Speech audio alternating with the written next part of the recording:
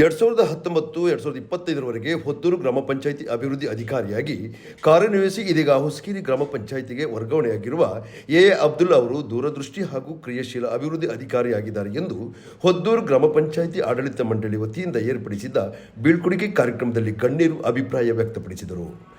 ಕಾರ್ಯಕ್ರಮದ ಮುಖ್ಯ ಅತಿಥಿಯಾಗಿ ಆಗಮಿಸಿ ಮಾತನಾಡಿ ಎಫ್ಎಂಸಿ ಕಾಲೇಜ್ ಮಾಜಿ ಪ್ರಾಂಶುಪಾಲರಾದ ಚೌರಿರ ಜಗತ್ತಿಮ್ಮಯ್ಯ ಹೊದ್ದೂರು ರಾಷ್ಟ್ರೀಯ ಮಟ್ಟದ ಹೆಸರು ಗಳಿಸಿದೆ, ಅಭಿವೃದ್ಧಿ ಕೆಲಸ ಉತ್ತಮ ರೀತಿಯಲ್ಲಿ ಸಾಗುತ್ತಿದೆ ಎಂದು ಅವರು ಹೇಳಿದರು.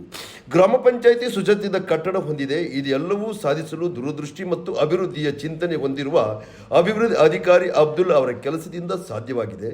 ಅಬ್ದುಲ್ ಅವರು ಒಬ್ಬ ಕೆಲಸಗಾರ, ಕೊಡಗಿನ ಅಭಿವೃದ್ಧಿ ಅಧಿಕಾರಿಗಳಿಗೆ ಮಾದರಿಯಾಗಿದ್ದಾರೆ ಎಂದು ಅವರು ಹೇಳಿದರು.